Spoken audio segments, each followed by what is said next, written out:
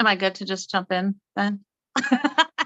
Thank you, Jessica. Welcome to the Measure 110 Oversight and Accountability Council meeting. I am on my phone, so Jessica's just really going to be providing some extra support, and I appreciate all of her extra support. So I think she's just going to run through kind of what we're covering today. We've got a lot of things on the agenda, things that we need to vote for. So I will let Jessica do a summary of that. Thank you. Yeah, thanks so much, Blue, and thank you everyone for listening to me a little more today than usual.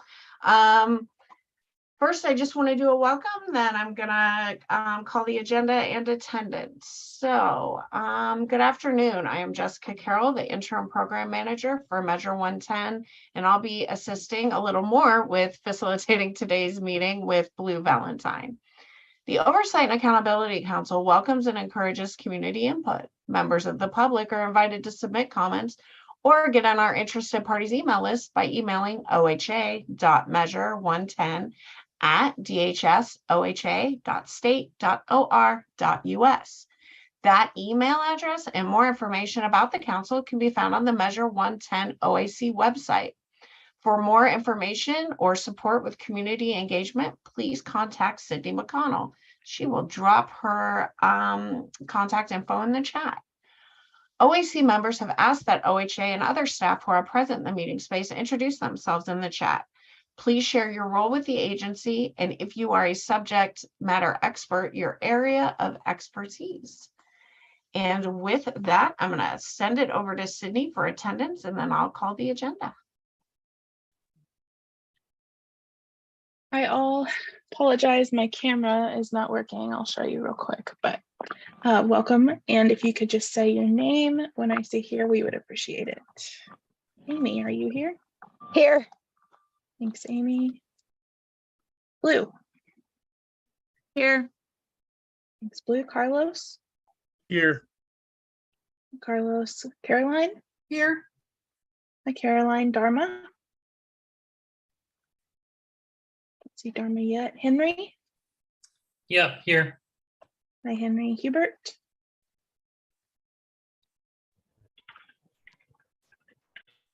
I see Hubert, but I don't hear him yet. Keisha? Here. Hi, Keisha. Leticia? I'm here. Hi, Leticia. Melinda? Here. Hi, Melinda. Morgan? Here. Hi, Morgan. Nicole? Here. Hi, Nicole. Onisha? Don't see Onisha yet. Ron? Ron's here. Hi, Ron. Sabrina? I'm here. Hi, Sabrina. Zeb? I'm here. Hi, Zeb. Steve? I'm here. Hi, Steve. Happy Wednesday. And let's see. That has 15, but let me see if did Dharma join? Let's see, Dharma still. Hubert, are you there? I see Hubert, but I don't know if he's present. And I don't see that Onisha has joined, and I don't see that Dr. Richardson has joined, but we are still at 15. I think Hubert is here, but he was multitasking, so he may not hear you yet. Thanks, Amy. We'll definitely mark him here when we see him or hear him. All right. So again, welcome everyone. We have a pretty full agenda today. The agenda consists of, first, we're going to have a budget consideration conversation with John Collins. Then we're going to have a grant agreement extension conversation with Shannon O'Fallon.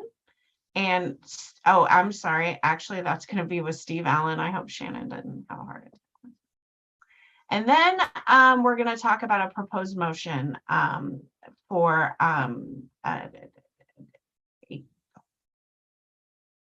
direct awards. So with that, I'm going to pass over to Steve. Sorry for that. Or I'm sorry, I'm going to pass over to John. The other bald guy. Okay. Hi, everyone. John Collins, Deputy Director for the Health Systems Division. And really, this piece of the conversation is really meant more of a heads up. We will definitely be bringing back more information regarding budget so that we can spend a little bit more in-depth time on it. But I just wanted, in the meantime, I wanted to give you all a heads up that moving into next biennium, which will be starting July of next year, we will end up having, at this point, it's forecasted that we will end up having less money to fund burns in that biennium than we did for the current.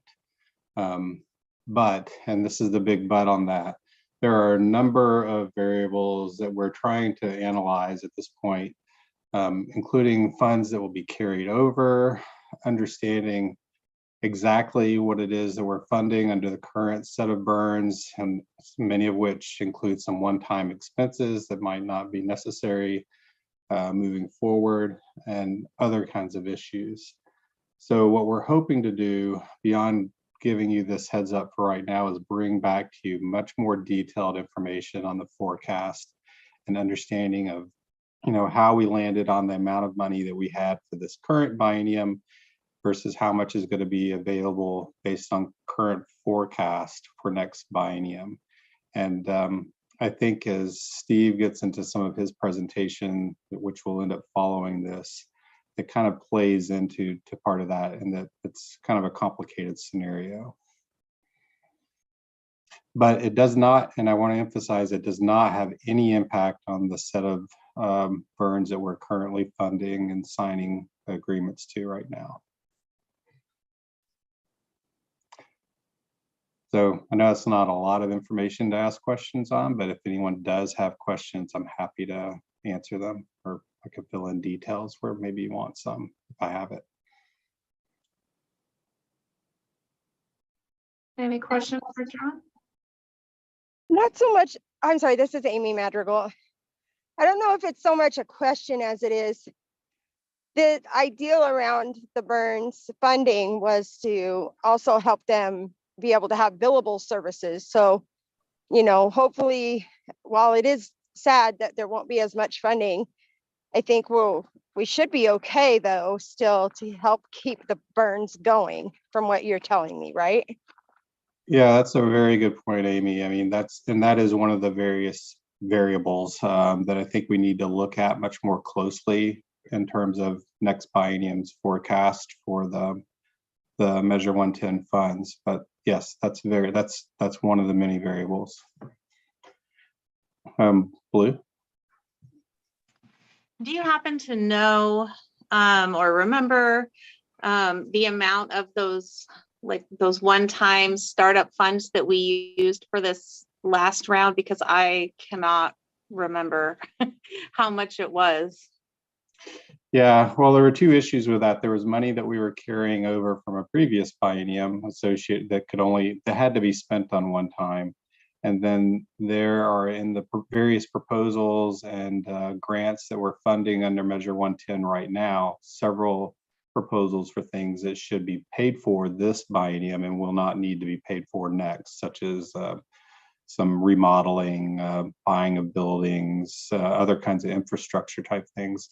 And that's part of what we're pulling together right now that I think will help us understand what's truly needed next biennium to continue things versus this biennium where there was a lot of startup going on. I'm sorry, I don't have the amount though right now. That's okay. That's helpful. Thank you. Caroline? Hi, John. Hello. So what you're saying then is the fact that there's a lower projection for the Measure 110, and are not all our agreements through December 31st, 2023? That's true. Okay, so we're talking about 2024 then.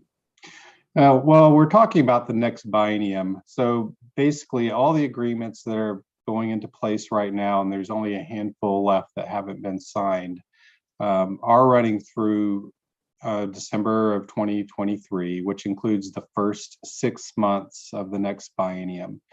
They will be covered with the funds that will be available.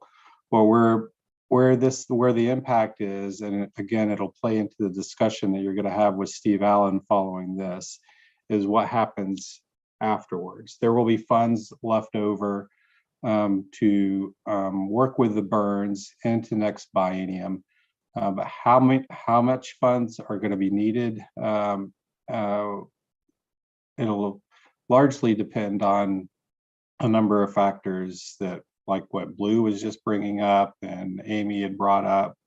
The funds that will support the final 6 months of the current agreements will essentially be carried over from this current biennium. So we'll have another set of funds to look at for next biennium. So.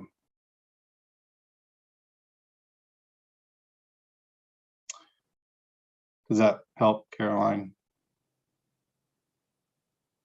Oops, sorry about that. I guess I just need to know, because I know most of the tribes that we're going to a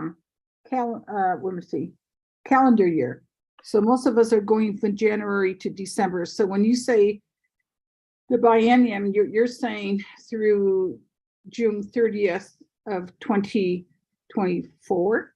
Right. Yeah, I'm referring to the 2-year biennium that we're funded under the legislature, which runs from July. Well, this next biennium will run from July of 2023 through June of 2025. Okay.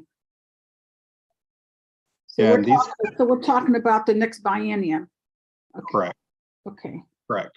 But we're going half year into the new biennium.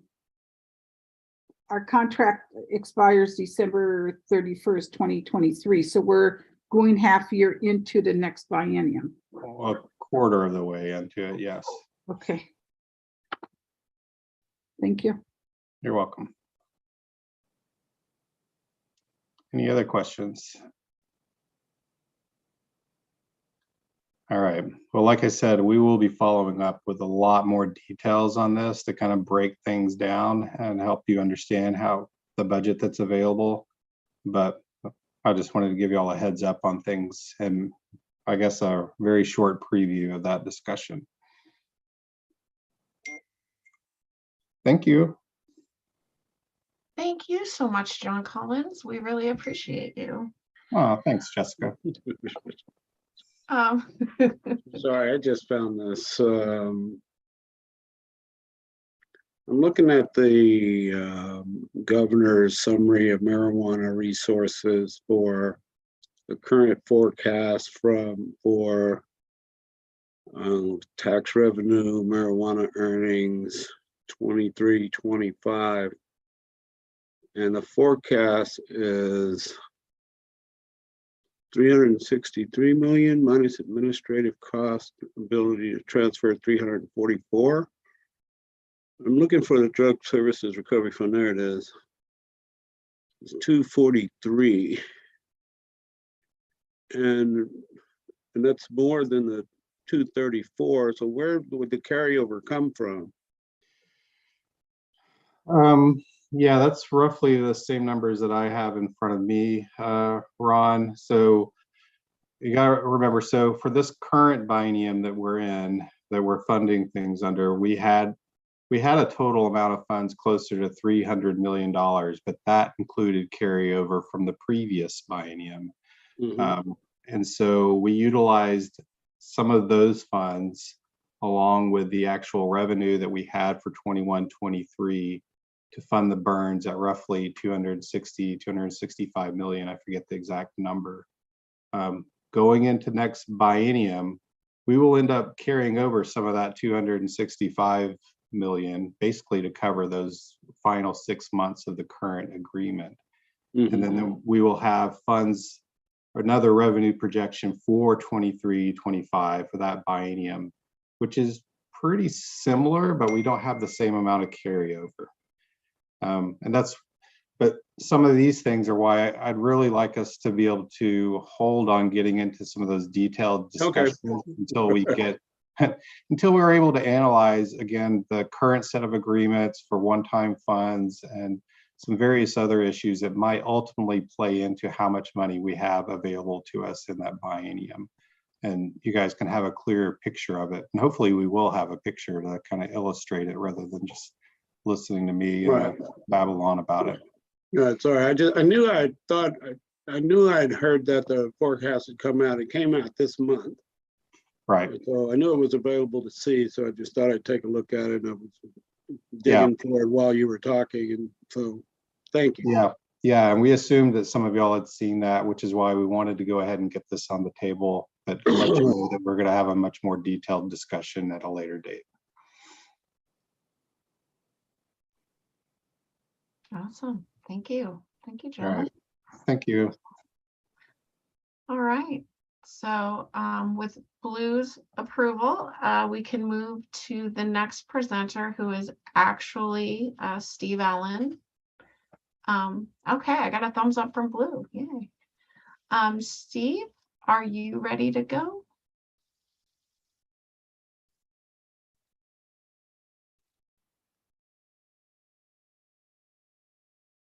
While we're giving Steve just a minute to get his camera on and get unmuted. Did he fall off?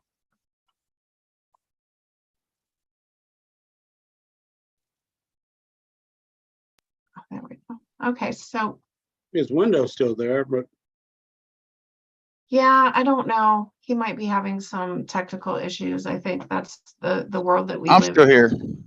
Well, everyone, I'm sorry. Hubert is still here, so it's all okay. We're gonna be okay. Calm down. Sorry, Joey. I'm in a meeting. we're trying to get Steve Allen. Okay, but we have Hubert, so I mean, you know. All right, let me just, he is still here. So let me just send him a quick text. He might be having some technical issues. Okay. All right, is it okay with you, Hubert? Can I do that? What's that? What No. was that? I'm multitasking. I'm sorry. It's rough. It's rough right now. Well, go ahead and mute yourself.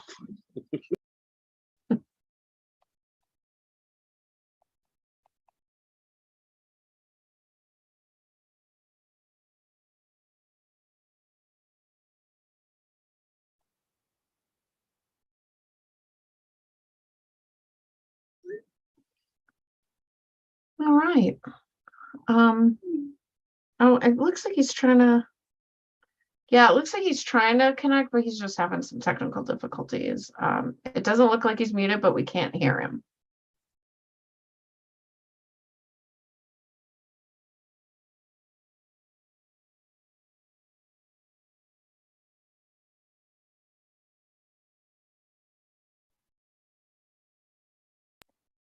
And maybe he just needs to call back in. Yeah, are we supposed to be able to see him? Because I don't see him either. Yeah, it's the fun world of technology and remote connection. It's always fun to navigate. He's logging back in right now. So we'll just give him a second to do that. And I feel like I should have something prepared for situations like this, like some interpretive dance or something, but I don't. Or if anyone wants to show us their pets. Maybe you could do your update. I could do my update. I have a couple really quick updates. My first update is that Karen Wheeler has resigned the council. And so I wanted to let you all know, well, Blue wanted us to let you all know. I think Blue would be doing this, but because we're dealing with that too. So yeah, Karen Wheeler has resigned. I think maybe this is an opportunity, if she happens to be watching, to, you know, thank her for her contributions to this council. And if somebody wants to say something while we're waiting for Steve to log back on, please feel free. Hey, it's Amy. I actually had the pleasure of meeting her in person at the EOCCO conference. And it was super cool. What a genuinely amazing spirit. And Karen, I am truly going to miss you. You had a lot of good insight and good information. And even when we didn't agree, it was great, because it just shows that we're all able to speak to what our beliefs are and not be afraid to be judged in this council. And I think that your expertise and your knowledge is going to be missed. And I appreciate you and wish you blessings and good luck in whatever you're doing now, which is a lot from what I learned when I was meeting you. Thank you so much, Amy. I think we all can echo those very kind words. Hello. Is that you, Steve? Yeah, I'm so sorry. Connection problem just at the wrong time. But I'm Yeah. ready to go if you all are. Okay, perfect. So we're going to put those updates on hold. If we could pull up the first deck for Steve, that'd be great. Thank you, Sydney. And it's all yours, Steve. And I'll manage the stack for you if that would be helpful.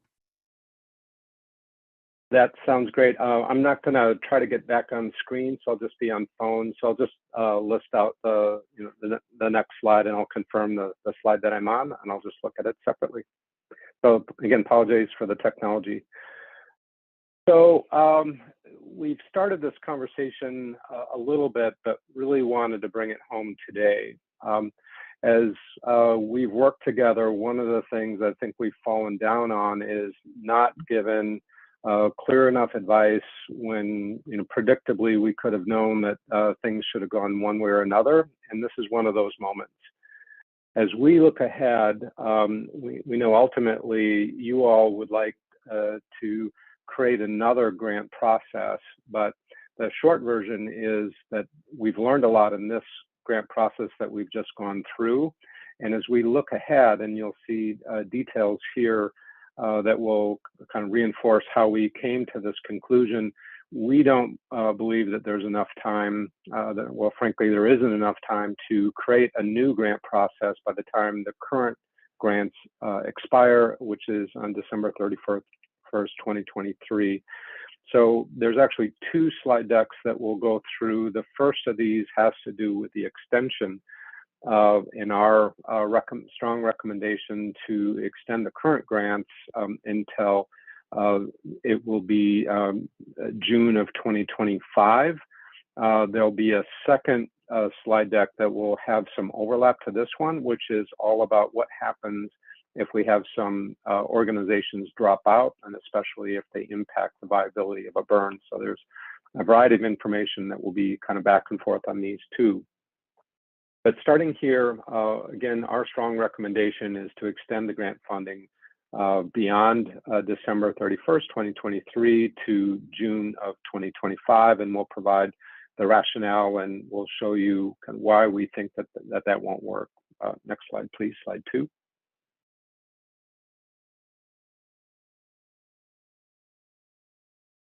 So there are benefits of extending grants.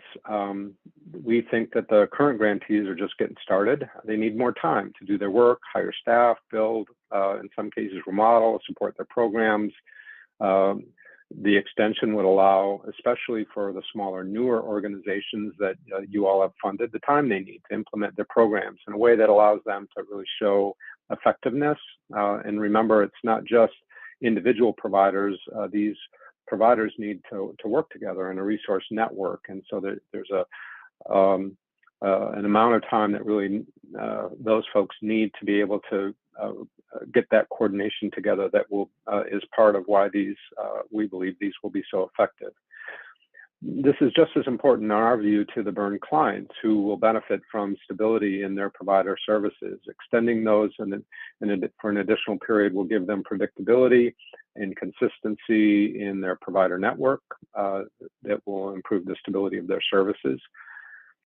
We think that we all, you plus OHA, we need time to assess the systems that we've just put in place. That includes assessing any data that we'll start getting soon, the financial and policy reporting, and then analyze that for what is and what is not working, both from a provider perspective, but also from a new system perspective. And we think the additional time will allow you all, and with OHA support, to really focus on the process and developing a new process that will be more efficient and effective than the last round prior to starting that again. One of the challenges that we've heard from at least some of you is we know that there's an interest in funding programs that were not funded in this next round, and this process wouldn't allow for that to happen. And you'll see that in parentheses generally, if there is some dropout, either because a program no longer wishes to be a part of this process, or because information comes back that leads the council to terminate an agreement, there would be a narrow window for adding providers. Next slide, slide 3. So the slide you're looking at now would be if we were to work together on grant extension versus a new RFP, what would that look like? So starting in November, we would propose to send out a request to current grantees, more than 200 of those, and just assess their interest in continuing with an extension. Our hope would be is that most, if not all, would be interested in continuing with this program. But as you know, with any program, there's likely to be at least some modest dropout. In this timeline, by the middle of December, that would be the deadline that we would impose for grantees to make their initial decision about whether or not they wish to continue. In January of 2023, we would submit a budget development and grant amendment process for you all to approve and to us to move forward with. By March of 23, so spring of next year, the grantee proposed budgets would be due, so they would have to turn in their homework. In the discussion we just had, we know that there's going to be some variations in budgets. In some cases, there are significant one-time expenditures that were part of startup costs or remodeling or building that wouldn't follow in with a second or extension of the contract. In some cases, programs delayed hiring to get their budget house in order, but now that they would be coming back for an extension, those employment costs would be fully across the quarter rather than delayed or staggered. So that would likely amount to some. So we expect that there will be some adjustments to budgets, both up and down, and that would give those programs an opportunity to propose new budgets. And then by that time, there would the data that was submitted in January would also be available, both budgetary and data, for you all to review. And in this process, by the end of June, all grant amendments would be signed. And again, by June of 2025, in this proposal, that's when those extensions would expire and the new round of grants would need to be in place. Next slide. This would be slide 4. So this leads into the next slide deck as well, but we need to have a process in case some grantees don't want to extend their grant agreements, or if the council does not want to extend grants with certain providers based on performance. So if there is a service element missing from a burn, then our proposal would be to fill the gap very similarly to how OHA negotiated on your behalf during the initial round. First, look to other burn partners within that county region to see whether or not they would be eligible and available to extend to a missing service. Second, to look to, again, authorized grantees in other county regions to see whether they would be interested and available to extend those services into the county region that was missing an element of a burn. And then a last resort is to establish a targeted procurement for the missing service statewide in order to select through a direct grant award. So for this timeline, so if you keep in mind the timeline that we just went through, this is meant to coordinate and to fill in gaps during the extension process for county regions that would be missing a burn element.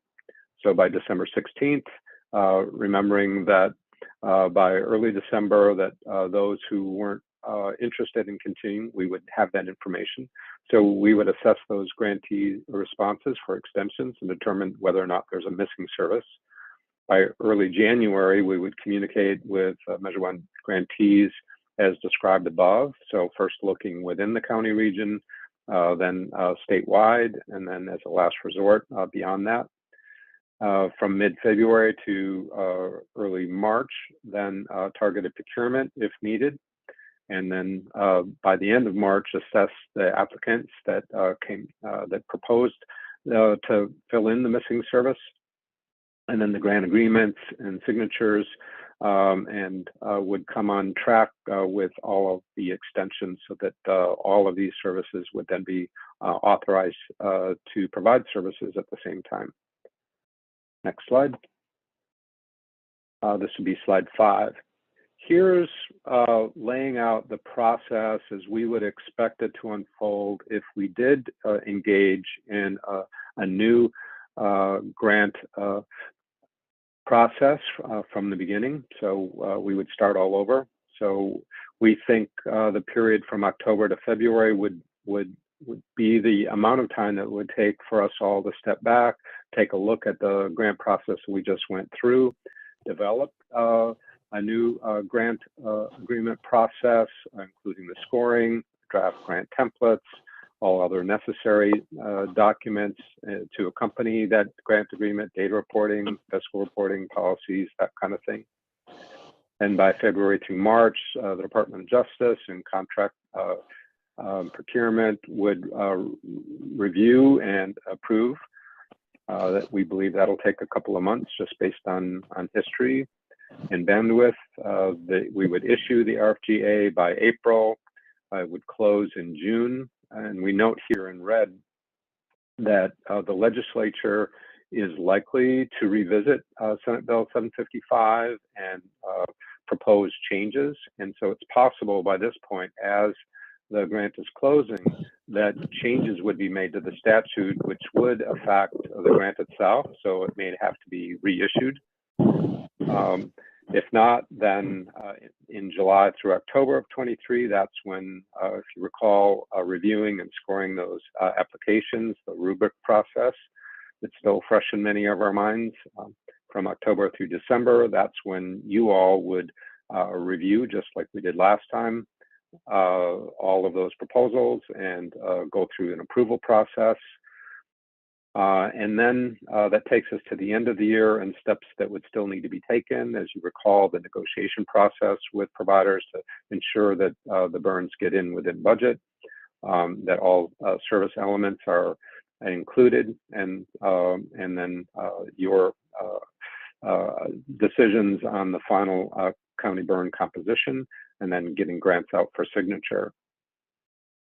We believe that in a realistic process to ensure continuity of care, to give providers plenty of lead time, either on ramping up services if they're going to be approved or continue, or a new provider, and for providers who may be ending their Measure 1 participation is at least 6 months.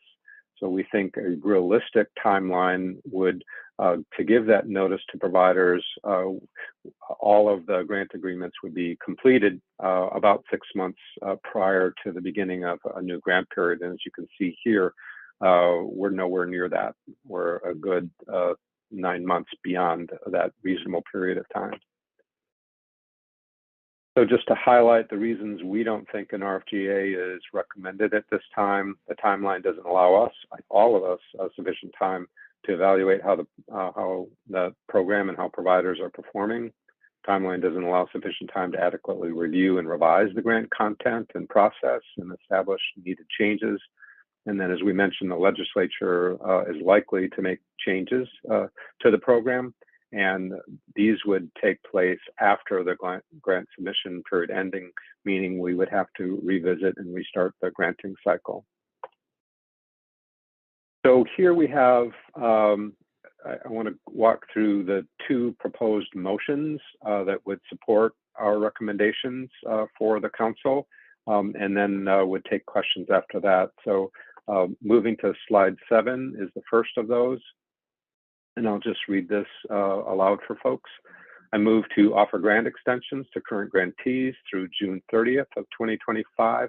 According to the timeline provided by OHA at this meeting, OHA should take actions necessary to draft communication to grantees about the grant extensions, report back to the OAC after the grant decision deadline on grantees that chose not to extend their grant agreement. For grantees that opt for grant extensions, OHA should take all actions necessary to send out grant amendments in accordance to the timeline provided by OHA at this meeting. And the second proposed motion, which is slide 8, the final slide, I make the following motion. If after offering grant extensions to current Measure 110 grantees, OHA identifies gaps in the county behavioral health resource networks, OHA is authorized to negotiate with current grantees, beginning with the county at the county level, then moving statewide to all Measure 110 grantees, if necessary, to fill the service gap, offering grant amendments or new grants. If no current Measure 110 grantee agrees to provide the missing service, OHA is authorized to issue a targeted RFGA or procurement for the missing service element in that county region. And you may note that we're highlighting, you'll see this in the deck after this discussion, where there's a provider who may drop out of a county region where it doesn't result in a missing element for the burn. Our recommendation at this point, given the budget challenges and scenarios that may come up, is that provider not be replaced in this current round, which is why you don't see, you're not seeing language on a procurement to replace a provider unless that exit from the program results in a missing service. And with that, I can't see raised hands, but I'd be happy to take questions. And not sure if Blue, you want to keep the deck up for questions or not at this point. I think maybe when we're ready for motions, we can put it back up, but I think it's fine to have down. And Thank you. yeah, I can see whose hands are up, and I just want to call it that Keisha had the first question in the chat and she's asked me to read it. So Keisha's question is, how would that work for folks who are partially funded, but because of the extra money in the counties, they received extra funding?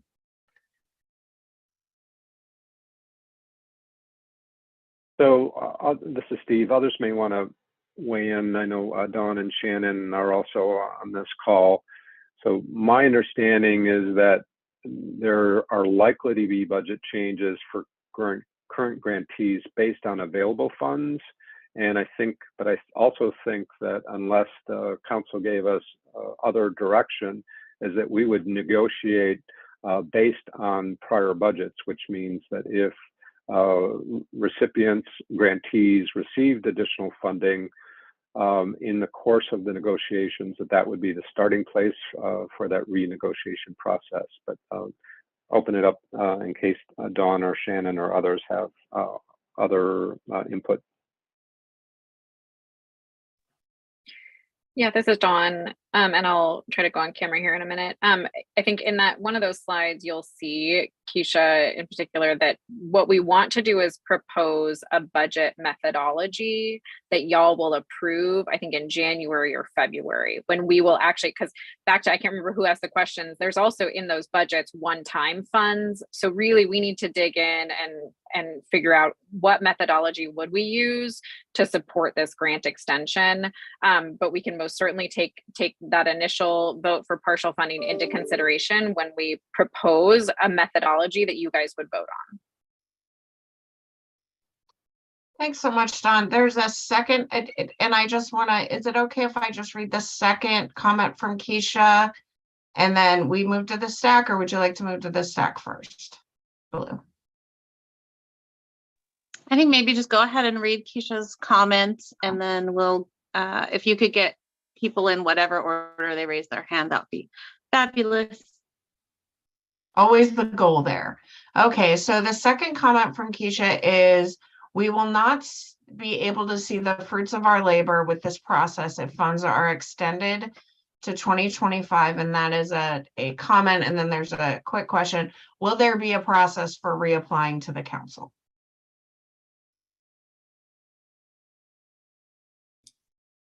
I'm not sure I follow the second part of that question, Jessica. Sorry. A process for what was that?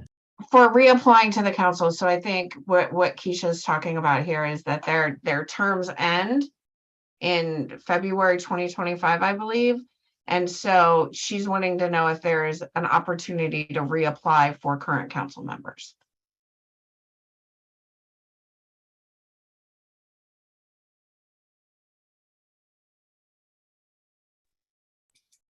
So, Jessica, this is Shannon O'Fallon from DOJ. I mean, we can look and see if there are term limits, but I don't think that there are term limits. So, I mean, theoretically, I think if we're talking about reapplying for membership to the council, right? Yeah. Yeah, I think everybody's on a 4-year appointment. So I think that's, can they apply to be reappointed is the question. Okay. Caroline. So I guess, I don't have that in front of me. So Steve, so if I remember the slide, it said by November of 2022, whoever entity or whatever would have to apply if they want to extend their grant agreement with additional funding. I'm not really sure what the additional funding is, but so you're saying that we have like not even a month to apply for an extension. If we don't apply for extension, we can't apply at a later date? Are we saying the motion is for us to apply anytime within a period of time? Because I'm not really sure if how we're going to know we need an extension if we haven't even got our feet wet yet. And also if there's going to be a different process for the tribes.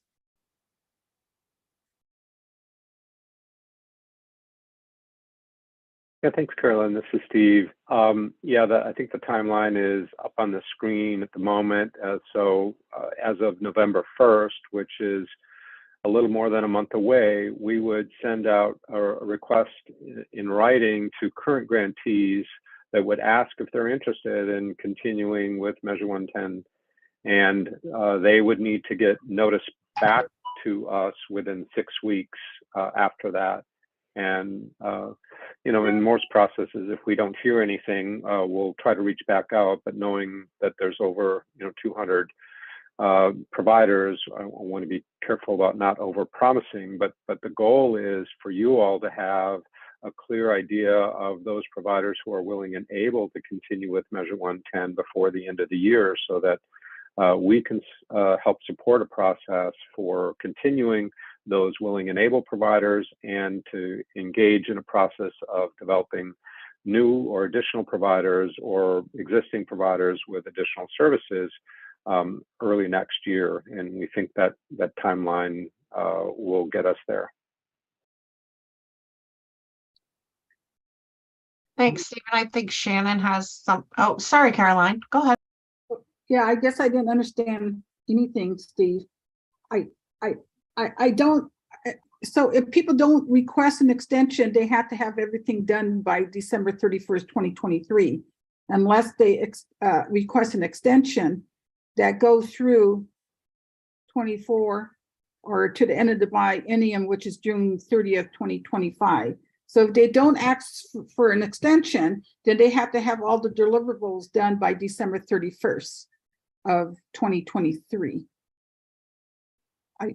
I guess I'm not understanding why we just don't give everyone the ability to do an extension, but they have to actually do it legally and apply for it when they haven't even got their feet wet to know if they need an extension. I'm just kind of confused. And I'm assuming the tribe's going to have a different process because many of us just got our agreement. Carolyn, I think Shannon has something to add here that might help clear it up. Yeah, hey Carolyn, Shannon O'Fallon, Department of Justice. Right, so the idea of asking grantees, and you know, I get it that it's early on in their grant, whether or not they want to continue, is to understand, you know, sort of what the, you know, sort of what it's going to look like in 2024 and beyond, and whether or not we would have gaps. And so if you get asked in November, you know, do you want to continue? Your answer to that is not going to be binding, right? It's, you know, I think that if you felt like things were going well and if there was sufficient funding to continue, yeah, you'd want to continue, then that would be enough. So it's not sort of a legal binding answer that you would be giving. But, you know, if by December, you know, a grantee thinks, man, this is not for me, then we'd want to know that. So that's the idea. And right, and if somebody doesn't want to continue and doesn't want a grant extension, then they would need to wrap up by the end of 2023. I hope that helps a little bit.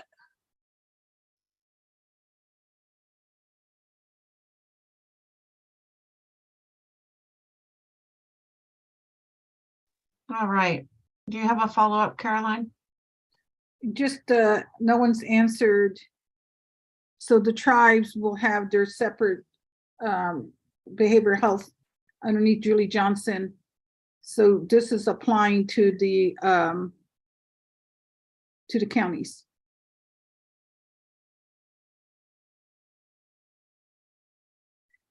So a yes or no? Yes. Yep, this is on. Absolutely, yes. Okay. That's exactly right. This is for the burns within a county region, and there will absolutely be a separate consultation for the tribal agreements. Yes. Thanks. All right. I think Caroline got her answers. Dharma, you are next on my list. So I have a couple of questions. The first is a follow-up to Caroline's too. Does this grant extension agreement also include a rollover of the allocations for the tribes?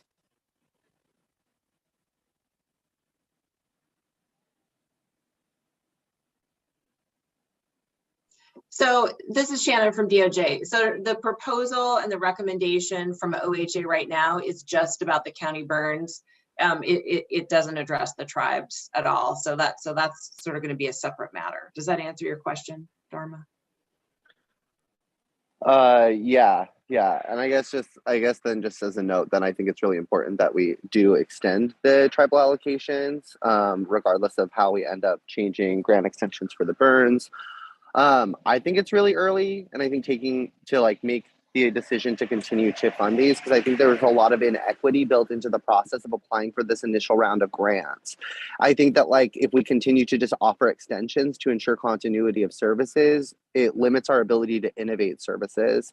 For instance, if we need to expand services that we conceive of as harm reduction, like if we extend safe injection sites, for instance, that's not something that's built into the current model. And then services that didn't meet that floor level that we really rushed to meet wouldn't then be able to get built into these services easily.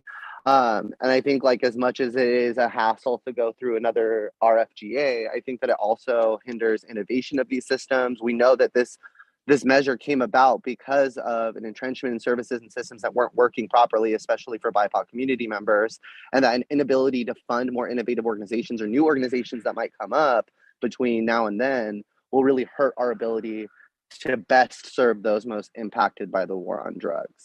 I think it's really reflective of a desire to keep on funding agencies that have had hegemonic power in our systems here, to just continue to offer grant extensions when we don't have any sort of analysis of how well these organizations are doing.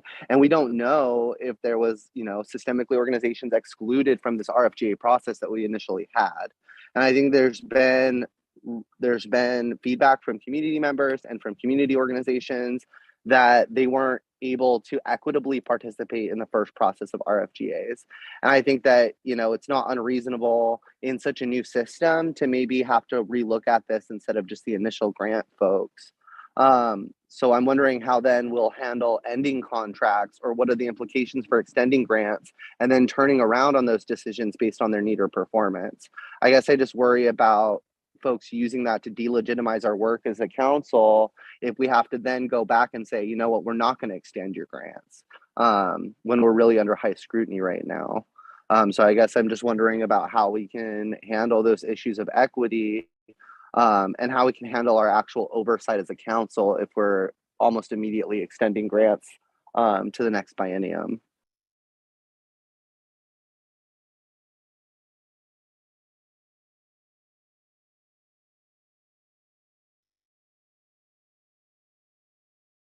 Thanks, Dharma. Does anybody want to comment on that? I was waiting to see. I was waiting to see if Steve or somebody from OHA was going to respond. Yeah, I can jump in. Yeah, so I think all really good points, Dharma, and I think we know that this process was far from perfect from the beginning, and we all did the best we could with the time that we had and the decisions that were fast upon us. And it's actually part of the reason, or a good part of the reason, that we're making a strong recommendation to extend the current providers. Not that we all got it right the first time, but it provides the time that we think it takes to really design a new process that really gets to the heart of those changes that I think many of us would like to see in the next round. We don't see a scenario in which we can be successful without an extension at this point. And we think it would be also helpful to have a little bit of breathing room. As we also said, the legislature is likely to make some changes to try to rush through a grant process and get it online. May well do the opposite in terms of not, more accurately reflecting the will of the council. It may be that we aren't able to include all the lessons that we would like to include, and it may get disrupted by changes that are made in this upcoming legislative session. So while, again, we don't see this as ideal, we see it as realistic, and giving the council time to really lean into a process improvement, an after action report. What did we all get right, OHA and the council get right the first time, and how do we develop a better process going forward? I'm wondering too, if there's then, like, what are the legal implications of us then needing to turn around and change grant agreements if it's based on performance or issues of equity? Like, what are the legal implications of us having to change our decisions about funding these organizations after offering a grant extension? Shannon? Yeah, Dharma, Shannon O'Fallon from DOJ. I mean, it just depends on the termination clauses in the grant agreements themselves, right? So there are instances where if a grantee is in default, right, you can terminate the grant. So, I don't think that offering grant extensions or doing some sort of new solicitation makes a difference to the legal avenues that are available to the OAC in terminating a grant if there are performance or compliance issues.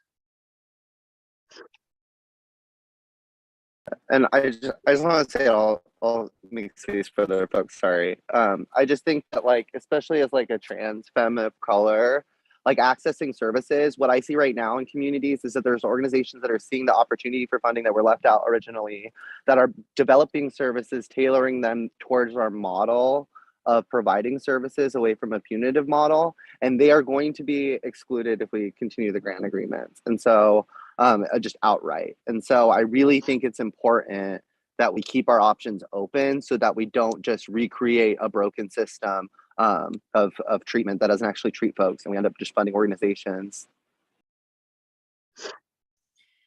Yeah, this is Dawn. If I may, Dharma, so I agree with all the values that you're putting forward, and that you guys would like the process to look different. What we are offering and recommending is that there is one extension so that you have time to implement a process that does exactly what you would like it to do. We do not have time if the grant agreements end December of 23, for us to do that is what we're telling you. So I don't believe that we can build an equitable process in the ways that you would like it to be responsive to start January of 24. And so what we're suggesting is one extension, and that gives us the time to extend the grant agreements per the slide. And then we will together build a process to then figure out, how do you guys want to open up the burn process the next go around? We're not asking us to continue extending beyond that at all. We're trying to give room and space so that you guys can, so that we can develop a process that greatly reflects the values that you guys put forward.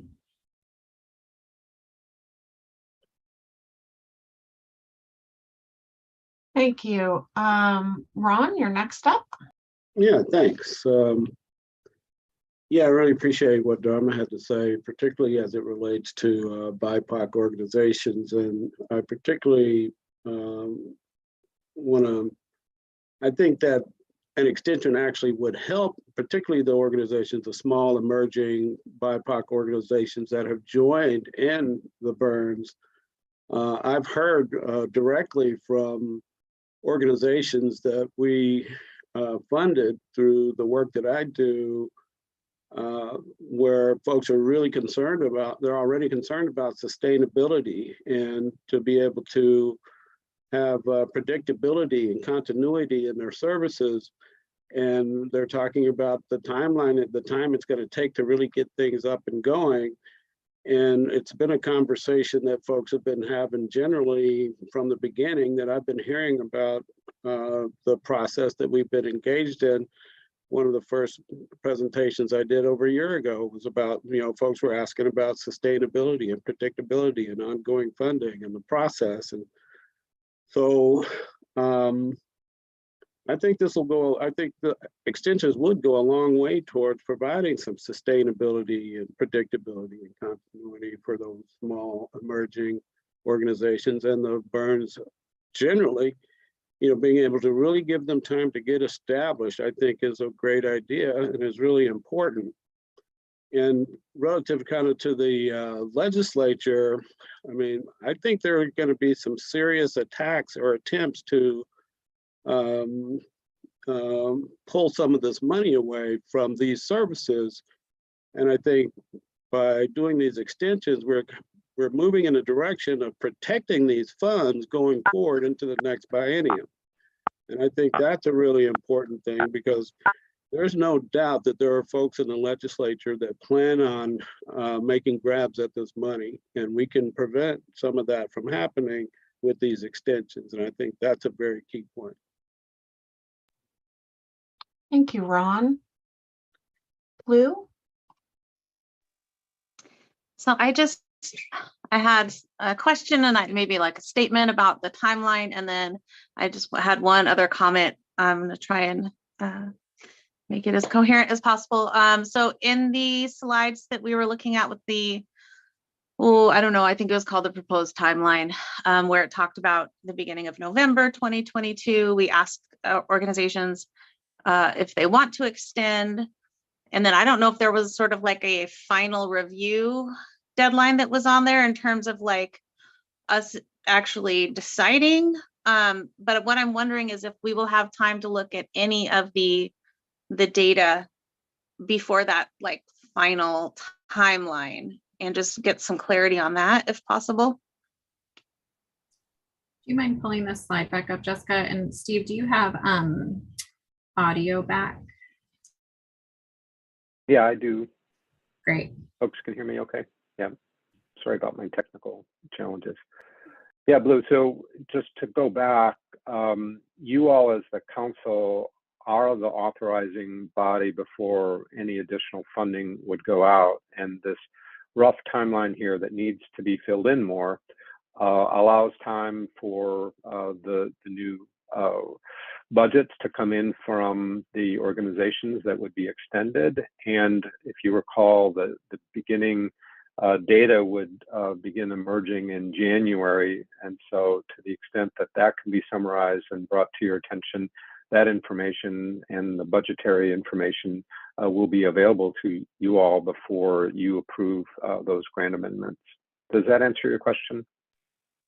Yeah, that is really, really helpful. Thank you. That answered my question. And I did just want to acknowledge that, for some of these services that Dharma had mentioned, overdose prevention centers, not being able to fund things like that that may become legal in Oregon can lead to people dying, and so can, maybe not funding treatment, not being able to fund new treatment centers. And so, I just do want to acknowledge that it can be really serious for some folks if we are limiting this funding. Thank you. Thanks, Blue. Next on the list, we have Morgan. Hi, Morgan. Hey, put my hand down now before I forget. I think your points about equity are super important. And I think that the most important thing that we can do to promote equity in Measure 110 is make sure it sticks around and is adequately funded. And I don't just mean through December 2023 or June 2025. I mean 10, 15, 20 years down the line. Money that is earmarked, like this money already has a home, it knows where it's going, that is way less vulnerable.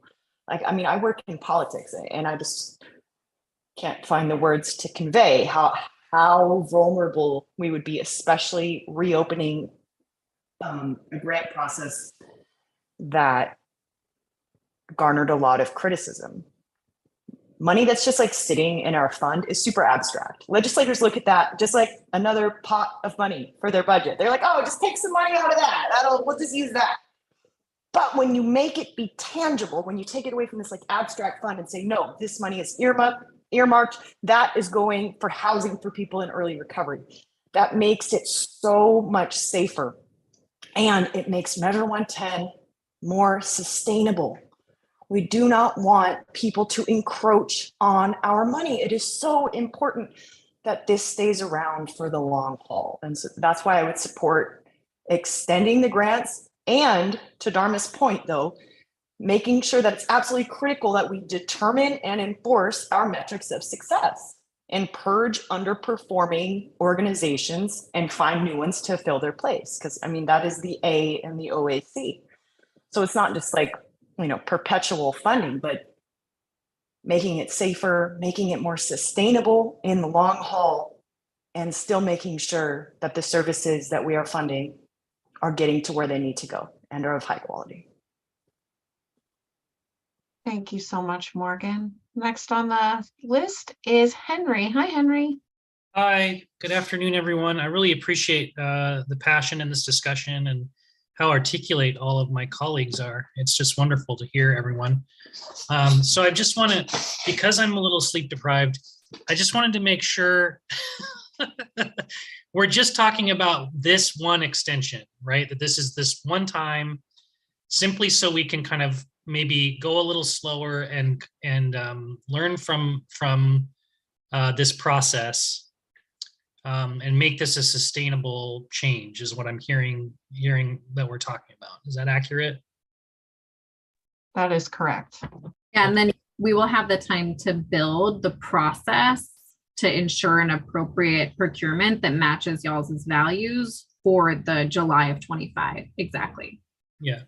Yeah, and I just want to also say, I did really appreciate, Dharma, your articulation of your concerns, that I do think that we need to make sure that the services we're funding are effective, and that we are also ensuring that we are funding services that are equitable. Because living in a rural area, I can tell you that there is discrimination against folks, whether it's trans folks or the BIPOC community. I know that there are service providers that are less that there haven't been traditional means of serving that population, those folks. And so I want to make sure that we're focusing on that so that we can continue to provide good services for the whole community, for all Oregonians.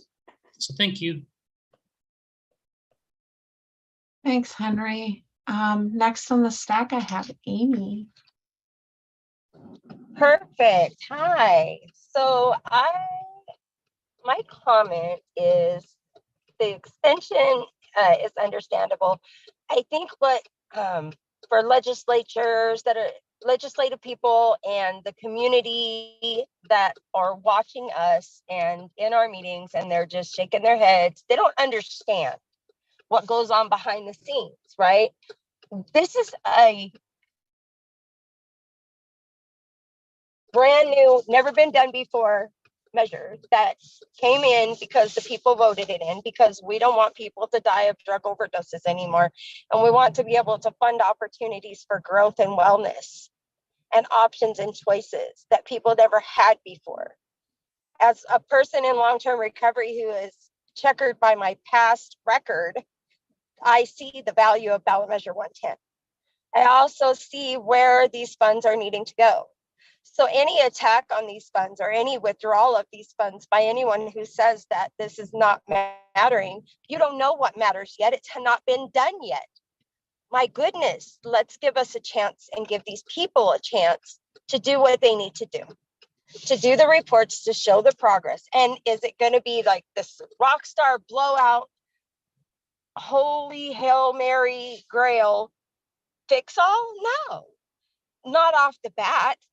But we are a work in progress and a team of people with like-minded goals to help people in recovery, to help people grow in their recovery.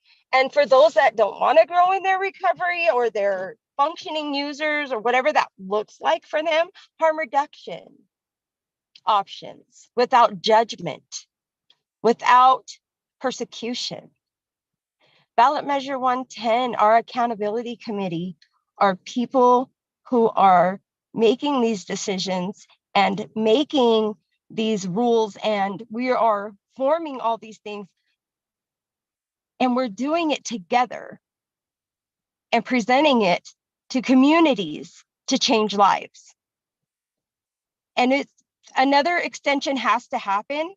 It's not because we're not prepared. It's not because we're lacking knowledge or lacking experience. It's because we need to have correct implementation. This needs to be done correctly to set the people up for success. Like Morgan said, this is something that needs to last for years and years and years to come. And we're going to see that if we do it correctly and we do it together for the betterment of all communities, rural, cities, whatever. But that's the goal. It's not a race, it's a walk.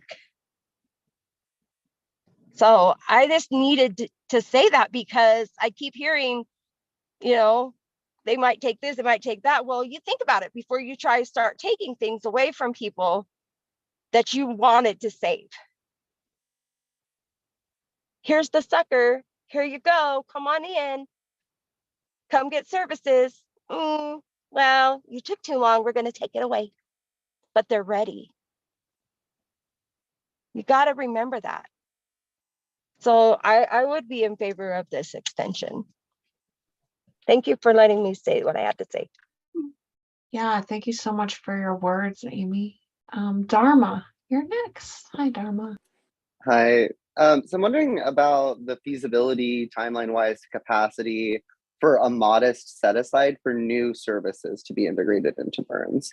I'm sure there's like an alternative process where we can continue to extend grants, but then also set aside some future funding for innovative services, new providers to become incorporated into Burns. I was wondering if that was like part of the considerations when proposing this, or how that might kind of impact things if there's a potential or a possibility for us to set aside services for expanding Burns. Dharma, I can respond to that. And unfortunately, it's the same process that we just laid out that doesn't work to create a new procurement. And there's also uncertainty about what the budget's actually going to look like until the dust settles on the current grantees. As we see, the anticipated tax revenue is actually lower, not higher than where we are now. So it's not that couldn't happen at some point in the future, but we thought through those scenarios and don't see that it's possible in this round.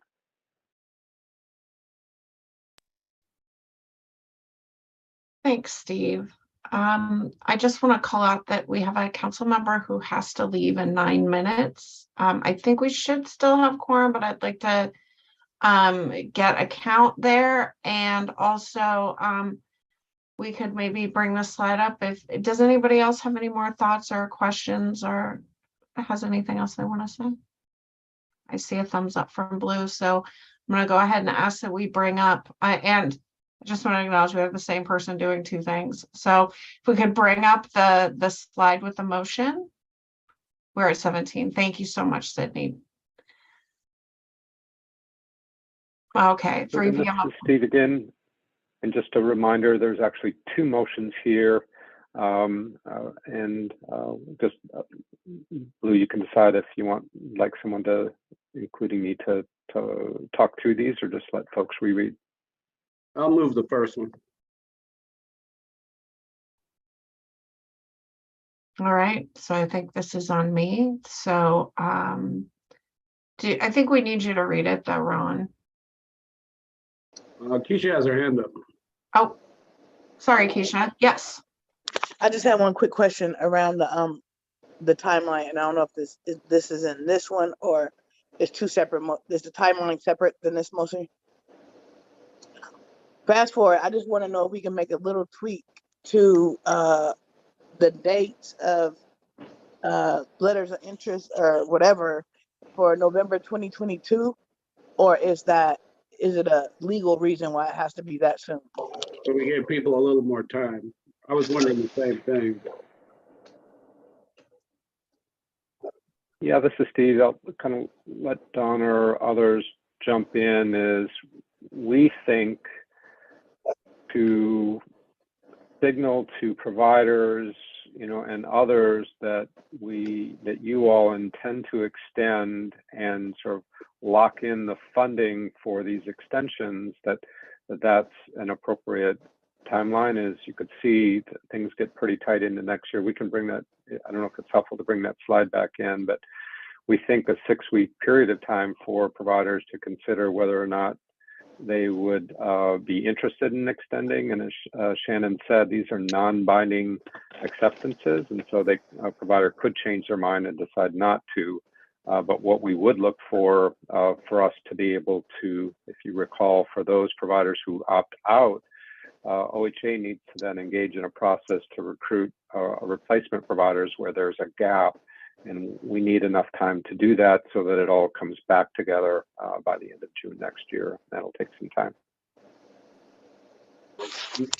I understand that answer, but it's still kind of like if all the funding still hasn't been funded and we're asking people as soon as they get their check, do you want to be refunded without even being able to establish services or anything yet? That's just my perception of like maybe 6 months down the line asking them instead of like in 2 months. Yeah, I understand your point, Keisha, and understand it. Just the reality is if we're going to get extensions back out the door and give those providers a 6-month window to either wind down their services or to wind up their services, that's the time schedule that we're on. So, the council can make a different decision, but that's our strong recommendation. Thanks, Steve. Caroline? Any amendment or any agreement is open for amendment. So, I mean, I'm not even sure, Steve, why we need this process, make an assumption that everyone has to make a determination by November when all amendments any agreement could be amended. So I mean, I'm just kind of, I don't know why we did not put that clause in the current amendment. I mean, hold on, agreement. All agreements can be amended. So I'm not really sure why we did not include that clause. And I thought that is in there. Doesn't not say that this is subject for amendment? I mean, so I guess I'm kind of wondering why we need this when any agreement could be amendment. Am I making sense? Yeah, I think so, Carolyn. I think John or Shannon or Dawn may want to also weigh in, but keep in mind that we have over 200 providers. Those 200 providers, I'm sorry? We have over 200 providers that the council has funded, and we need a clear, transparent, deliberative process to ensure that those providers can be extended and there's enough time to readjust their budgets and for you all to approve, for you all to evaluate which providers that, if there are some providers that you choose to not refund, and to give OHA enough time to recruit a new provider. It just, all of that takes time. And again, our desire is to have stability and predictability in this for you all, and to have decisions made by July of next year. And so in order to accomplish that, that means alerting providers that by November 1st, they have a 6-week window to decide whether or not they would like to consider an extension, a non-binding extension. And then that allows us the time to begin to put a process in front of you about those approvals and how to move the whole process forward. I guess the reason why I'm confused, Steve, is because I thought the agreement was with the counties, and then the counties were making their agreements with their providers. So am I totally, are you saying that you guys went out and made more than 200 agreements with each provider? I Chihuahua and a half and a bird dog. I don't know how I shifted, and why were we then reviewing it by county? So I see, I guess that's the reason why I'm kind of, I guess somewhere along the way, I didn't get on the boat, I guess, because I thought the reason why we switched and we start looking in terms of the amounts per county, and we went with that formula base, I thought we were making the agreements with the county, and now we're saying providers. That's a nightmare. I mean, I'm just going to state there. That's a nightmare that you guys, in my opinion, created. Right, providers in the county. Yes. Yeah. Okay. But it had to be that way, Caroline, because each person came together to create a burn. So each person had to provide a service. And it was the council's choice to fund organizations individually. We're in trouble, folks, because we're going to be in the same position that we did when we put these RFPs out, by having so many providers, and now we're going to have to ask all of them if they want to be involved with this extension. I think we're creating total chaos. I mean, that's just my opinion. I mean, I guess I'm sticking with the tribes. There's only 9 of us in NARA. Okay. All right. I see Onisha, you have your hand up and you're next. Hi, Onisha. Hey guys, I'm just asking a clarifying question. Do we already have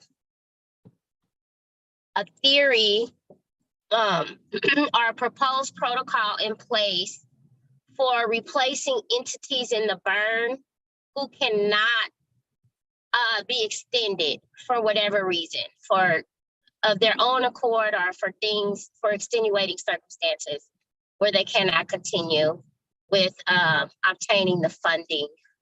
What is the proposed protocol? It's in motion number 2. Can you read it for me, Ron? I'm sorry, I'm driving and working, and I missed that. So that's what I'm just trying to clarify. So it is in motion number 2. So we're actually kind of in pre-motion discussion for motion number 1. But Jessica, if you want to pull up motion number 2 and read it to Onisha. Yeah, if we could get that. Thank you, Sydney. And is this motion number 2? Is that the one we're on, Sydney? Okay, I'm gonna guess. So motion number 2 says, I make the following motion. If after offering grant extensions to current Measure 110 grantees, OHA identifies gaps in county burns, OHA is authorized to negotiate with current grantees beginning at the county level and moving to all Measure 110 grantees if necessary to fill the service gap, offering grant amendments or new grants. If no current Measure 110 grantee agrees to provide a missing service, OHA is authorized to issue a targeted procurement for the missing service element in that county region. What do you mean by targeted procurement? What does that mean? I think what it means is that it would be a procurement for that exact service element in that exact county. So that's extremely targeted. It isn't like the RFGA that you all wrote that like was for the whole state. So it'd be much smaller. So if harm reduction falls out in Multnomah County and the people who we hired to do that, I'm just doing an example, just so I understand. And thank you for your patience with me.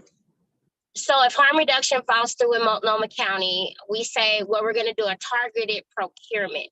So I guess that means we're going to, and nobody in Measure 110 burn connections can fulfill that service. Then this targeted procurement means we're going to throw a fish hook out to Multnomah County and say, hey, we need someone to fill this harm reduction within the Multnomah County burn. Is that what you're saying?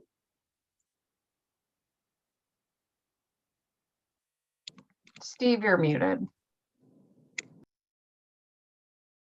Sorry, Anisha. In Multnomah County, there are multiple harm reduction providers. Steve, I'm not asking, I was using that as an example. Yep. I'm not asking specifically about Multnomah County.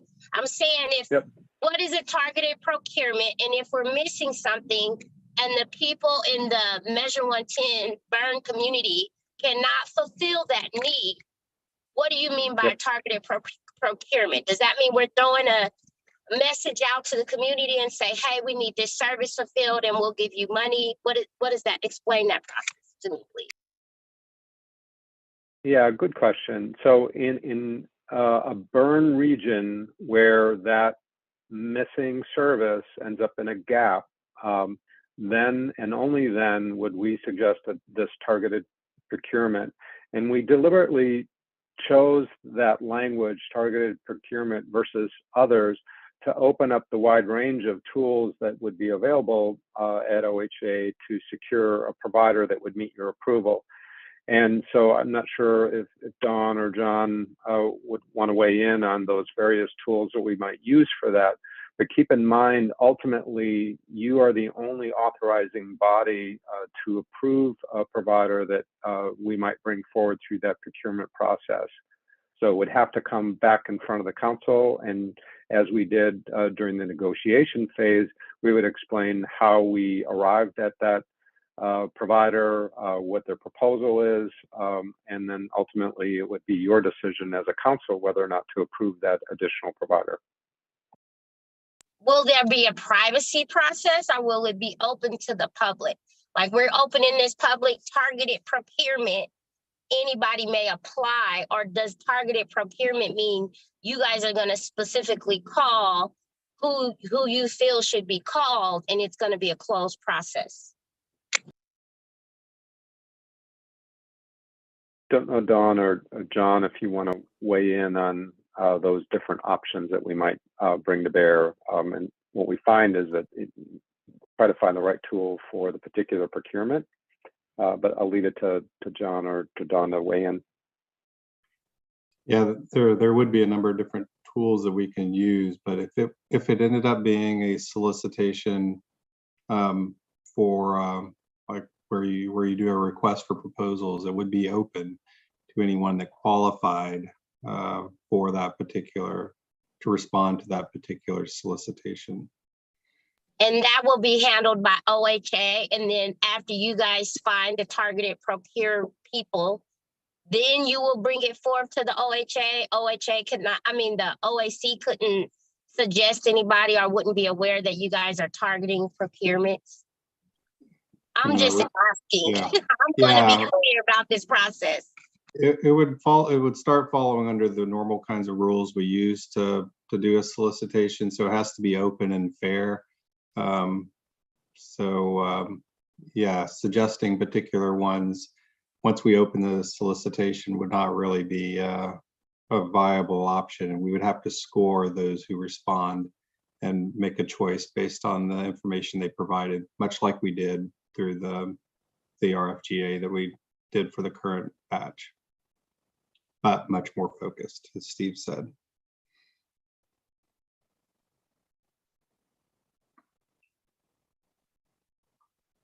All right. Did that answer your questions, Onisha? Not really. It just seems like you guys are skating around the words. I want to know, are you guys gonna call people specifically, or are you gonna call the OAC and say, hey, you guys, we need harm reduction services and we need treatment services in this county. We need harm reduction services in this county. For whatever reason, the burn entity that was covering those services cannot get a grant extension, and we need you guys to help us find somebody. Or are you guys gonna privately, OHA staff only, gonna reach out specifically to people and narrow it down, and then only then will you bring us the information and let us know? And I think it can be explained in layman terms, but it seems like the language is being skated around. This is John again. It would be like an open audition. Anybody, we would lay out in a public document, this is what we're looking for, and these are the criteria for the provider. And anyone who met those criteria and could demonstrate that they could provide the service could apply for it. Thank you. All right. This is Steve, just to keep in mind. So our hope would be is an existing provider who you have approved would initially be contacted and determine whether or not they would be willing and able. It's just this third area, if no provider within the county region and no statewide provider is willing or able to provide the missing service, that's when that focused procurement would occur. Thank you. All right. I was just gonna. Oh, Oh, oh, go I ahead. think it looks like Henry's hand is down, and I know Ron was going to perhaps read that first motion, which we might need to get back up if it's not up already. But unless anyone has questions about that first motion, maybe we can see if that can move forward. All right, Ron? So I'm going to go ahead and move the first motion. I make the motion that the OAC/OHA offer grant extensions to current grantees through June 30th, 2025, according to the timeline provided by OHA at this meeting. OHA should take actions necessary to draft communications to grantees about the grant extensions and report back to the OAC after the grantee decision deadline on grantees that choose not to participate. To extend their grant agreement, for grantees that opt for grant extension, OHA should take all actions necessary to draft and send out grant amendments according to the timeline provided by OHA at this meeting. I second. All right, we have a motion from Ron. We have a second from Melinda. Is there any further discussion? I guess I would have to gauge how other folks feel about it, but I think I would like us to maybe table this till next week, just for more time to consider this. I'm sensing a lot of confusion about this amongst myself and others, and I just think waiting a week to have more time to consider this would be a good idea. Thank you, Dharma.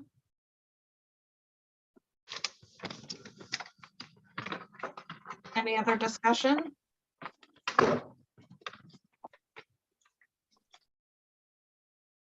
All right. So with that, I think we vote.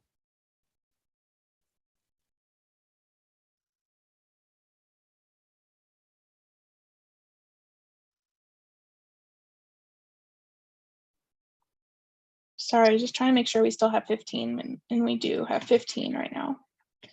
Amy, how do you vote? Yes. Thanks, Amy. I'm going to stop sharing my screen because it's too many windows. All right, Blue, how do you vote? Yeah. Thanks, Blue. Carlos dropped off, I believe. Caroline? Yes. Caroline. Dharma? But no. Thank you, Dharma. Henry? I think he dropped off as well. Hubert?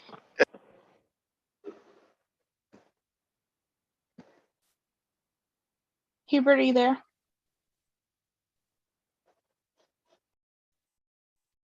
Come back to Hubert. Keisha? What? I think he's trying to answer and we can't hear him. Hubert, we can't hear you. Oh, sorry.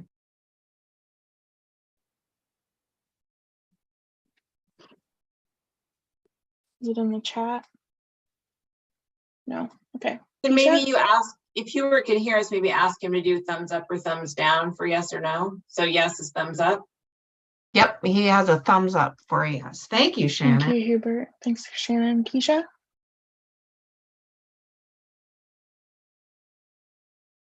Abstain. Leticia? Yes. Melinda? Yes. Morgan? Yes. Nicole? Yes. Onisha? Yes. Ron? Yes. Sabrina? Yes. Zeb? Yes. Thanks, Zeb. All right. That passes with 12 yeses, 1 no, and 1 abstention. All right. Thank you, Sydney. So we do have one more presentation on our agenda. Do we have to move the second part of the motion? Oh, shoot. Yes, I'm so sorry. Oh, boy. Can we put that up on the screen if it's not already up? Yes.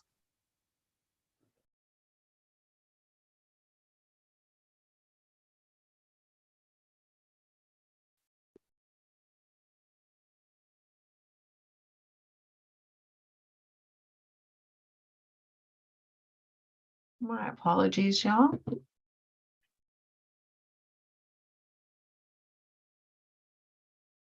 Is someone going to take this? It's all you, Ron. Okay, I make the following motion. If after offering grant extensions to current Measure 110 grantees, OHA identifies gaps in county burns, OHA is authorized to negotiate with current grantees beginning at the county level and moving to all Measure 110 grantees if necessary to fill the service gap, offering grant amendments or new grants. If no current Measure 110 grantee agrees to provide a missing service, OHA is authorized to issue a targeted procurement for the missing service element in that county region. I'll second that. All right, we have a motion from Ron and a second from Blue. Do we have any further discussion?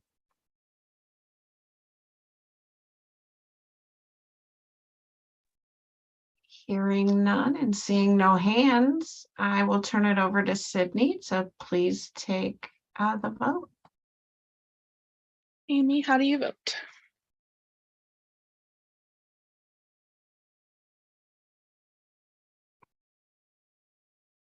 Amy, you there?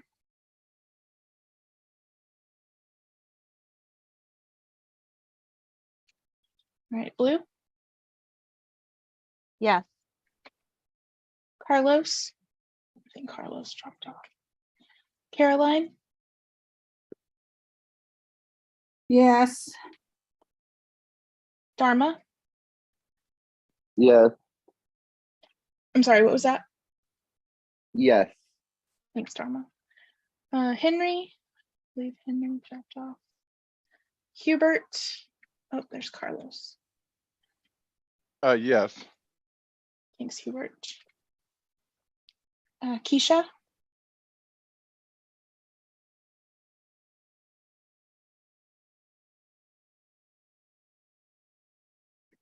Come back to Keisha. Leticia? Yes. Thanks, Leticia. Melinda? Yes. Morgan? Yes. Nicole?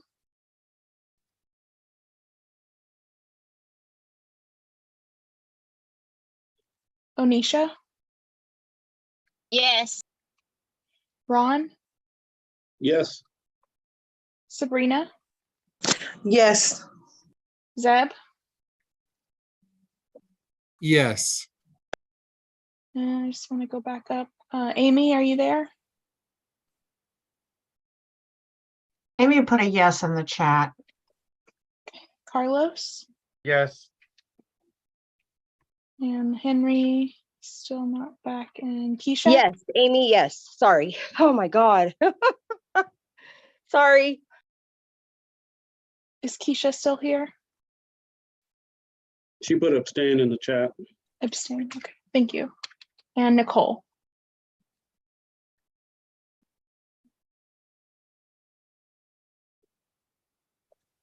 All right, well, that passes with 13 yes and 1 abstain.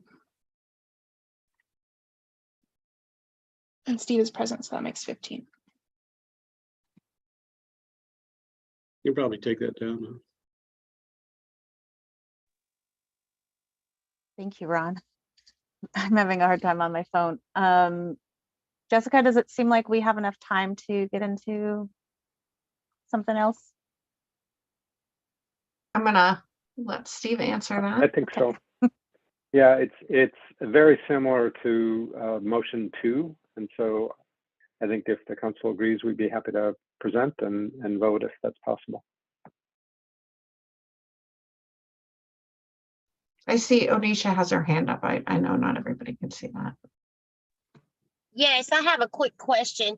So we're voting continuation of funding until 2025, and I agree to that. But I'm just curious as to what if the budget changes drastically, and for whatever reason, some of the powers that be that are trying to access that funding. So like, what if our budget is decreased drastically? Are we going to fund people according to percentages? Like, what will we do then if our budget isn't equal to what it is right now? Because there's no guarantee that it will be. Yeah, this is Steve. Anisha, I'll take a first run on it in case others want to jump in. But we already have a process where there's going to be changes on a provider by provider basis that you all need to authorize. And so if there's a dramatic shift in funding, we'll have to come back together as a council. We would bring forward recommendations, but ultimately it's up to you as the council to determine how to allocate those funds if they change dramatically. Will we be given the opportunity to create a process on who's doing the services best in case the budget changes drastically where we actually have to drop some people that we originally funded? I think it would be, a lot of it, Anisha, I think would depend on how drastic those cuts would be and developing a process to really accommodate that. So I could imagine a scenario where drastic cuts might be made, and what values and process do you bring forward as a council for us to assist you in making those decisions? I think it's really hard to predict that in advance, but definitely we would look to the council for guidance on how to implement those changes. Thank you. All right, can we bring up the new slide deck? I don't see any more hands. Thank you, Sydney. So this is Steve, and this ought to look really familiar because it's almost identical to the motion 2 that you just approved, but the situation is a little bit different, but in some respects fundamentally the same. So we may have providers who drop out even prior to asking folks if they would like to, or they may drop out at various points along the way. And we needed direction from you all about how to handle that situation. And we do have an example of that as we speak. We received the first notice from a grantee who requested to withdraw from participation in Measure 110 and to terminate their agreement. As the second bullet says, there will likely be other providers requesting that, and we need to establish at your direction what that process looks like. So that's what this is about. Next slide.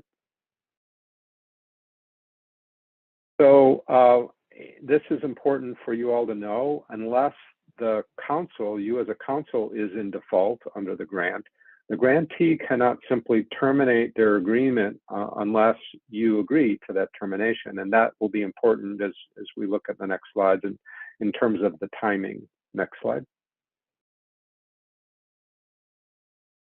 So here we articulate if a grantee provides notice, which they have in this case, and it wants to terminate the grant agreement, and the services are not needed to have a completed burn, and this is our recommendation, then the OAC should agree to the grant termination and take no other action.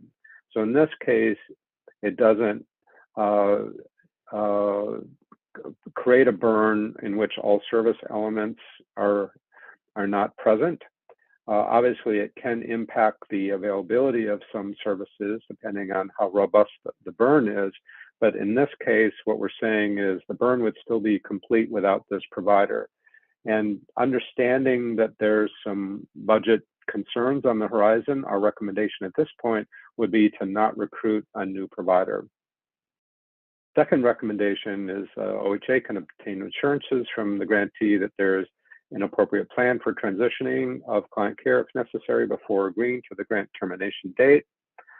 Which is part of that. Again, we want to minimize disruption to the overall burn. Based on projected budget, Measure 110 unexpended grant funds would remain in the Measure 110 Drug Treatment and Recovery Services Fund. It would not be reallocated. So that's just reinforcing if we have a provider who's not needed to create a full burn, accept their termination, but with assurances from the grantee that there'll be appropriate transitions for clients that they're serving before agreeing to it, but then allow the termination and allow the funds to remain in the Recovery Services Fund. Next slide.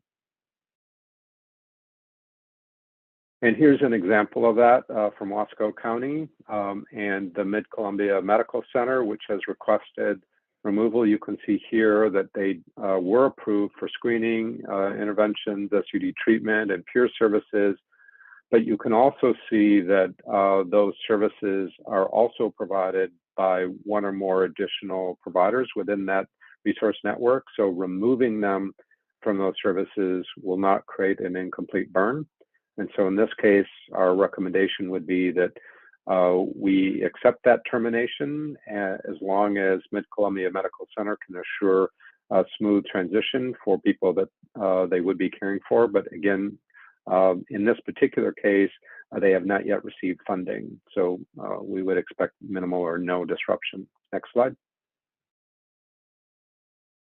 Here's the recommendation number 2. If a grantee provides a notice it wants to terminate a grant agreement that would leave a gap in the burn, and this should all look familiar because it's the discussion that we just had, then OAC would authorize us to negotiate on your behalf with other grantees in order to first ask grant burn partners within the county region if to amend their grant, ask grantees anywhere in the state if that is not successful.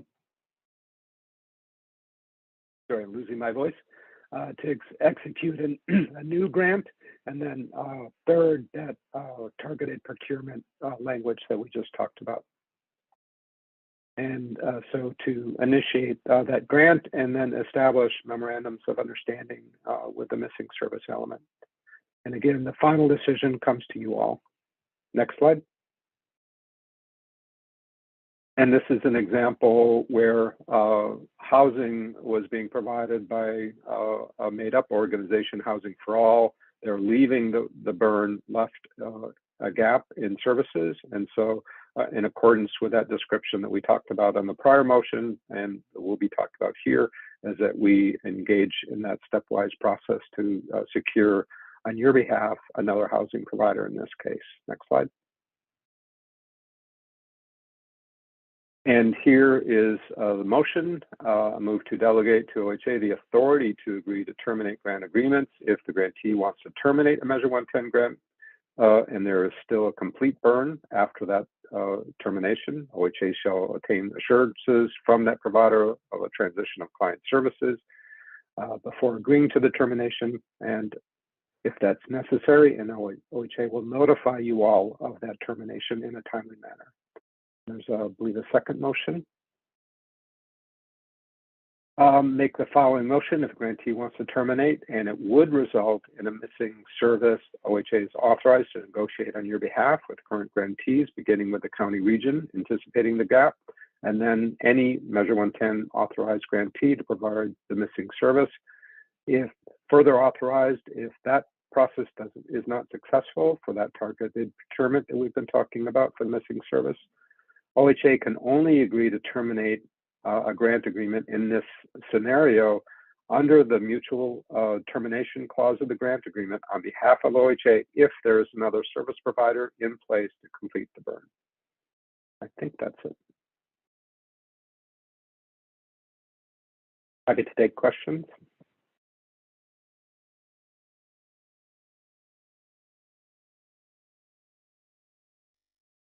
Caroline. I'm not sure we need this one since we already voted on the other one, giving you guys OHA permission to negotiate. I'm not really sure why we need to spell it out to this detail when we already gave you permission by vote. Am I completely off, Shannon? Carolyn, we need this because we have the first grantee that wants to terminate their grant agreement now. So I think this isn't about grant extension. It's about, you know, if there is somebody that wants to terminate a grant, what, you know, under what conditions would OAC agree to that? And then sort of the other pieces, right? If there's not a missing link in a burn, this motion says, right, that money would just stay in the fund and wouldn't be sort of further allocated. So I do think it's necessary direction that OHA needs from OAC. Okay.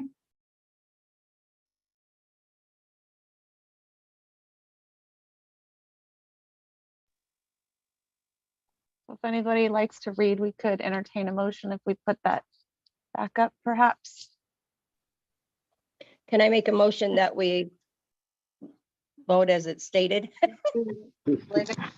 That's fine. It's really helpful if you just read the slide if you want to make a motion, Amy. The motion you want to make is what is on the slide, I should say. Okay, I move to make a motion to delegate to OHA the authority to agree to terminate a grant agreement if a grantee wants to terminate a Measure 110 burn grant and there is still a complete burn in that county. OHA shall obtain assurances that there is a transition of client services before agreeing to terminate a grant agreement. If that is necessary, OHA shall notify OAC of all grant terminations in a timely manner. Thank you, Amy.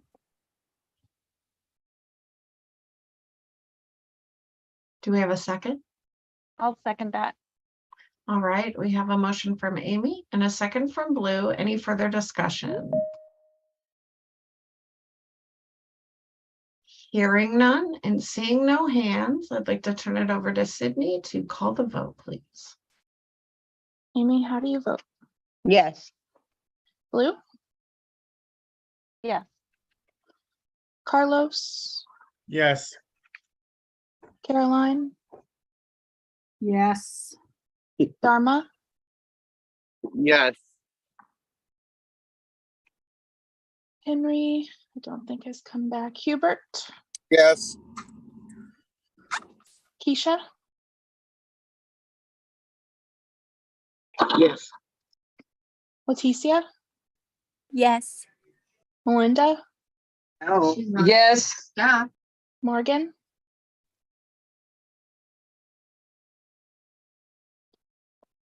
Morgan still there? Yes. Oh, there you Yes, are. sorry. Thanks, Morgan. Nicole. Nicole left early. Onisha, Yes. you, Ron, Yes. Sabrina, Yes. Zeb, Yes. and then just to make sure, Henry and Nicole are both not present. Is that correct? Okay, I'm hoping so. 14 yeses and one with Steve that doesn't count, so that's 15, and that passes. Fantastic. Thank you so much, Sydney. I'll remember the. And then do we have that second? Part, yeah.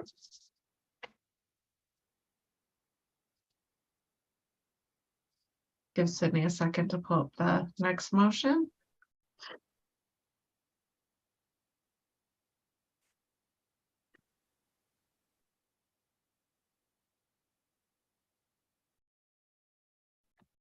So I'll make the following motion. If a grantee wants to terminate a grant agreement and the termination will result in a missing burn service in a county, OHA is authorized to negotiate with current grantees, beginning with the county region, anticipating a gap in service, and then any Measure 110 grantee to provide a missing burn service in a county. OHA is further authorized to issue a targeted procurement for the missing service element in that county if no Measure 110 grantees can provide the service. OHA can only agree to terminate a grant agreement under the mutual termination clause of the grant agreement on behalf of the OAC if there is another service provider in place to complete the burn. I'll second that. All right, we have a second. Do we have any further discussion? Hearing. I'm gonna vote and then I will have to get off here because I have a client. Okay, here, Shannon. It looks like we lost. But we just lost Dharma. We just lost Dharma, so I think we might have lost our quorum. I gotta go too, you guys. So we can revisit this, bring this back next week, top of the meeting. All right. Caroline, you have your hand up? Yes, it looks like we're going to postpone till next week. I just wanted to say something.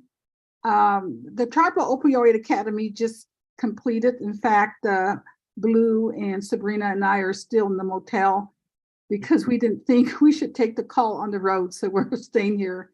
I think Blue might be driving back. But I just want to thank Blue and Sabrina for supporting the Tribal Opioid Academy.